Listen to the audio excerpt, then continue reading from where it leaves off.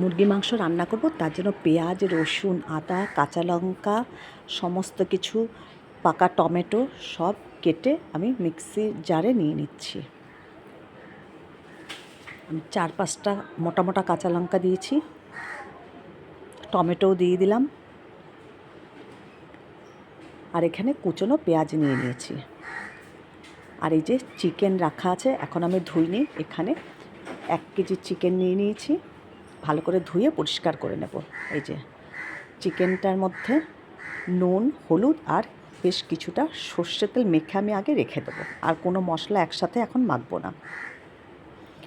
যে হলুদ দিলাম 2 চামচ, আর 2 চামচ নুন দিয়েছি, আর এর মধ্যে সর্ষের তেল দেবো। এই যে বেশ খানিকটা সর্ষের তেল দিলাম। এবার ভালো করে কষলে কষলে মাংসটাকে আমি মেখে 10-15 মিনিটের জন্য রেখে দেবো। দেখো বন্ধু, এইমাত্র কারেন্ট চলে গেল, মিক্সার জারেতে আমি সব মশলাগুলো দিয়েছি, এটা করতে পারবো না, এখন শিলপাটায় সব বেটে বেটে করে নেব। কড়াইয়ে বেশ খানিকটা তেল দিয়ে দিলাম। এবার গোটা গরম মশলা, গোটা জিরে, তেজপাতা, শুকনো লঙ্কা সব একটু হালকা ভেজে ভেজে নেব। ভাজা থেকে একটু গন্ধ ছাড়লেই এর মধ্যে কুচনো পেঁয়াজগুলো দিয়ে দেবো। দেখো তেল খুব গরম হয়ে গেছে, একদম গ্যাসটা কিন্তু অফ করে একদম কমিয়ে দিয়েছি, খুব বেশি গরম হয়ে গিয়েছিল। এবার পেঁয়াজটা দিয়ে দিলাম। পেঁয়াজটা হালকা ভাজা ভাজা হলে তারপর আমি মাংসটা দিয়ে দেবো। আর এখানে দেখো কারেন্ট চলে গেছে, তার জন্য শিলপাটা নিয়ে সব হাতে আমি বেটে নিচ্ছি। আদা রসুন সব একসাথে দিয়েছিলাম, এটা আলাদা আলাদা করে তুলে এখন আমি বেটে নিচ্ছি। আদা আর রসুনটাকে বেটে নিচ্ছি, তারপর পেঁয়াজ বাটবো, তারপরে পেঁয়াজ আর লঙ্কাটা একসাথে বেটে নেব, আর টমেটোটা মাংসর সঙ্গে দিয়ে একসাথে কষাবো। এই যে পেঁয়াজটা আমার লাল লাল হয়ে গেছে, এবার মাংসটা এর সঙ্গে একটু ভালো করে ভাজা ভাজা করে নেব, খুব ভাজা না, হালকা একটু রঙটা একটু পরিবর্তন হলেই এর মধ্যে আমি সব কেটে রেখেছি টমেটো, সেই টমেটোগুলো দিয়ে দেবো। এই যে আমি এখানে আদা রসুনটা বেটে নিচ্ছি, আদা রসুন আমার বাটা হয়ে গেছে, আর টমেটোগুলো আমি এর মধ্যে দিয়েই একসাথে নাড়াচাড়া করতে থাকবো, তো টমেটো একদম গলে যাবে।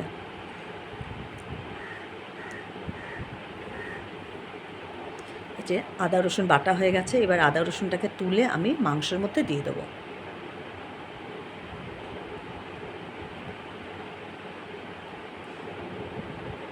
এই যে আদা রসুনটা বেটে নিলাম, এবার পেঁয়াজগুলোকে তুলে তুলে, অনেকটা পেঁয়াজ কেটেছি মিক্সিতে করবো বলে, যাই হোক, এবার কিছুটা কিছুটা পেঁয়াজ নিয়ে আমি বেটে নিচ্ছি হাতে। কিছুটা পেঁয়াজ আগে বেটে নিচ্ছি, তারপরে বাকি পেঁয়াজ আর লঙ্কাটা একসাথে বেটে নেব। এর মধ্যে আদা রসুন বাটাটা আমি দিয়ে দিলাম। এবার আদা রসুনটার সঙ্গে মাংসটা ভালো করে কষিয়ে নেব। একটু কষানোর পরে তারপরে পেঁয়াজ আর লঙ্কাটা বাটা হয়ে গেলে পরে ওটা দিয়ে দেবো। এই যে লঙ্কা আর পেঁয়াজটা, পেঁয়াজ অর্ধেক বাটা হয়ে গেছে, আর এত মোটা মোটা আর লঙ্কাগুলো এত লম্বা লম্বা যেগুলোকে আমি টুকরো টুকরো করে নিয়েছি।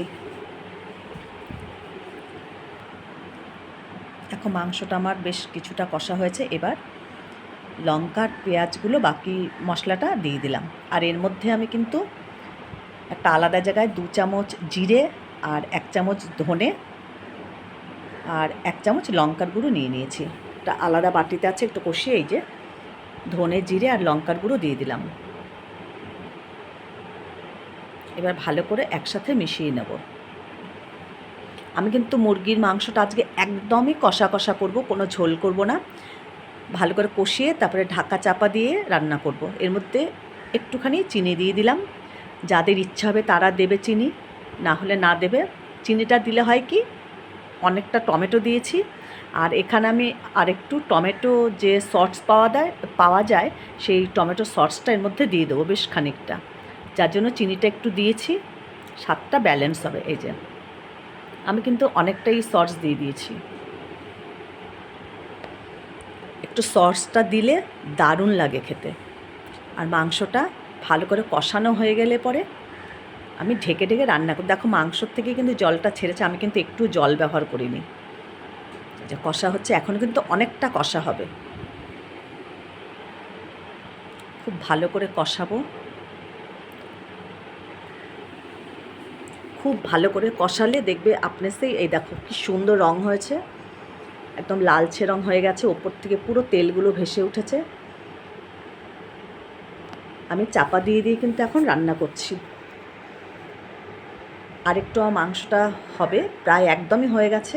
একটু নাড়াচাড়া করে আবার ঢেকে গ্যাসটাকে একদম অল্প আঁচে রেখে দেবো, আর একদম কষা অবস্থা আমি নামিয়ে নেব।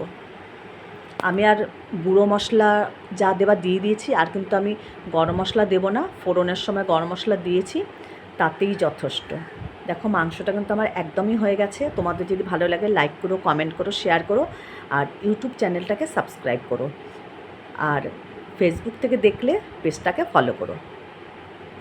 মাংস কিন্তু আমার একদমই হয়ে গেছে, এবার আমি নামিয়ে নেব। দেখো একদমই জল ব্যবহার করিনি। মাংস থেকে, পেঁয়াজ থেকে যা জল বেরিয়েছে তাতে আমার মাংস কিন্তু একদম কষা কষা হয়ে গেছে। আর এই অবস্থায় মাংসটা আমি নামিয়ে নিলাম। চিকেন একদম রেডি।